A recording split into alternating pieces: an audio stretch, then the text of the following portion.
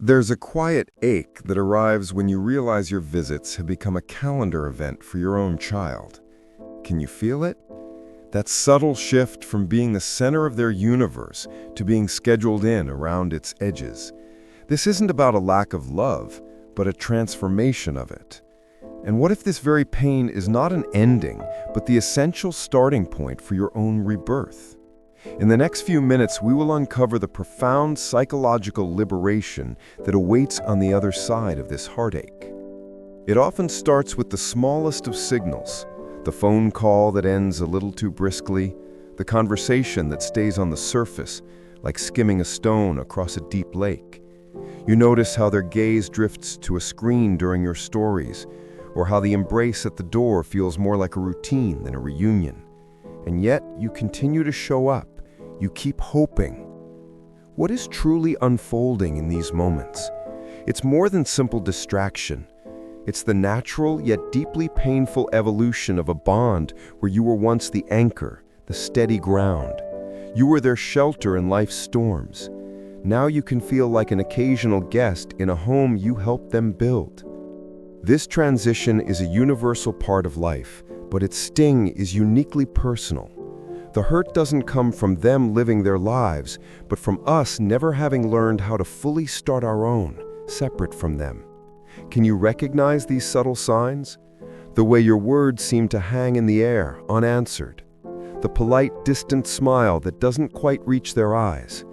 These small moments gather weight, drop by drop, until they form a river of quiet sorrow. And here is the trap so many of us fall into. We persist in visiting, in calling, in offering, not because we feel a genuine welcome, but because we are terrified of the silence that might follow if we stopped. Would it mean we failed? That our love was conditional? This is where we must confront a vital truth. Creating space for yourself is not an act of abandoning love. It is an act of reclaiming your own dignity. It is a quiet declaration that your presence is a gift, not a given. Your worth is not a variable in someone else's equation. The great psychologist Carl Jung offered a crucial lens for this phase. He spoke of the two distinct halves of our existence. The first half is for building outward, careers, families, identities woven from what we provide for others. This stage is necessary. It forges us. But then the second half arrives, and with it an entirely new purpose. The journey turns inward. Jung called this individuation, the process of becoming the person you are always meant to be, beneath all the roles you've played. Why does this inward turn feel so critical? Because many of us have made a silent, costly error. We anchored our entire sense of self to our children. They became not just people we adored, but the sole mirror reflecting our value back to us. When they thrived, we felt purposeful. When they stepped away, a part of us felt erased. But here lies the peril.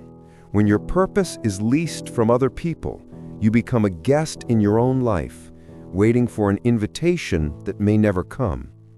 Jung insisted that in the second half of life, we must sever this dependency, not because relationships lose their meaning, but because we must learn to feel whole even in our own solitude. Imagine you spent a lifetime constructing a beautiful, sturdy vessel for your family. You poured your heart into its hull, and one day they sail on in their own directions. The vessel remains. Jung's wisdom whispers, you are the vessel, and it is finally time to captain your own journey. The house you built is now your home, not just their foundation.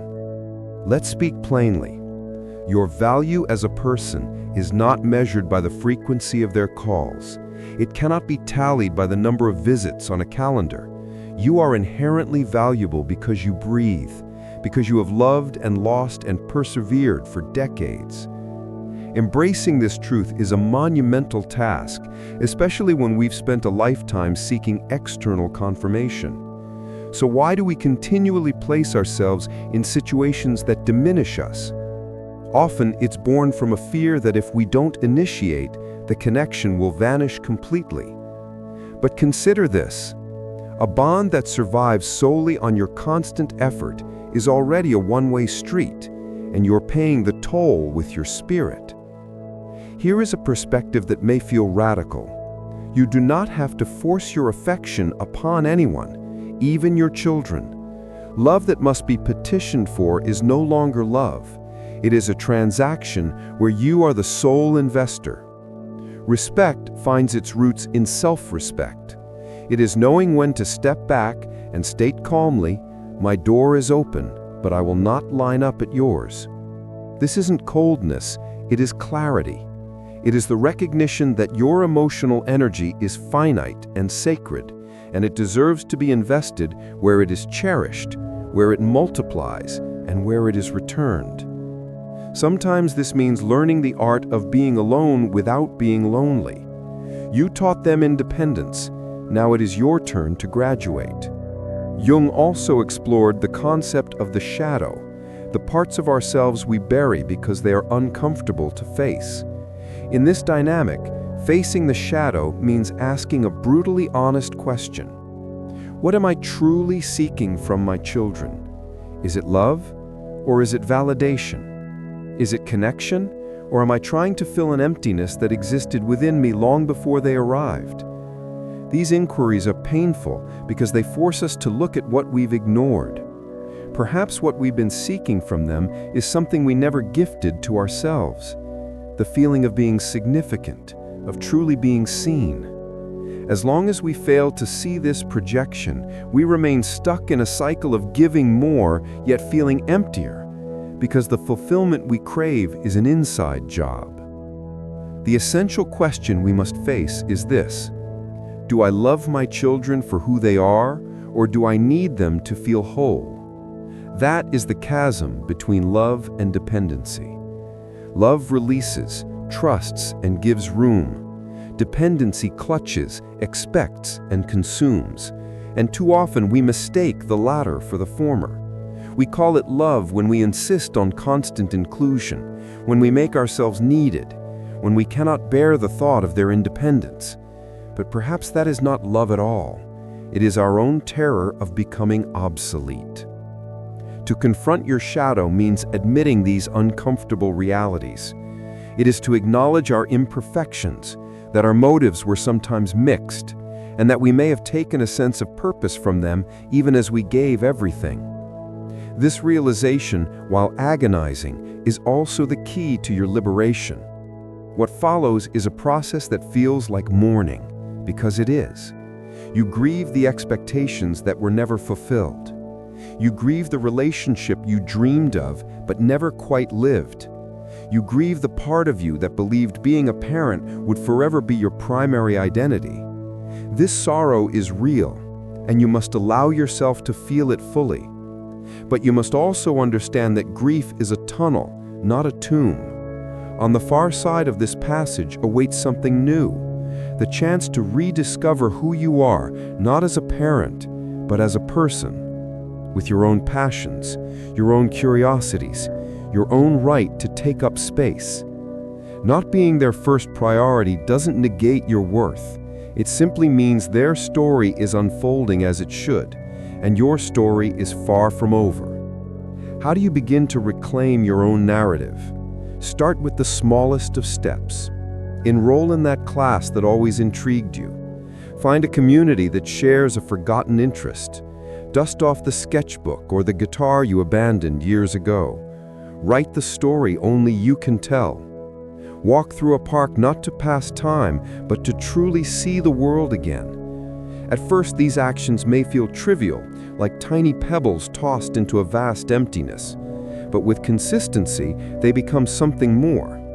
Instants where you feel truly alive again. Moments where you remember that you are not just a mother or a father, but a complete human being with your own depth and desires. Every small choice is a brick in the foundation of your reclaimed identity. It is a quiet rebellion against the inner voice that claims you only matter when you're needed. It is the ultimate act of long overdue self-love. Jung believed the true purpose of life is not found externally, but excavated from within. In youth, we seek approval and accomplishment. That is part of the journey.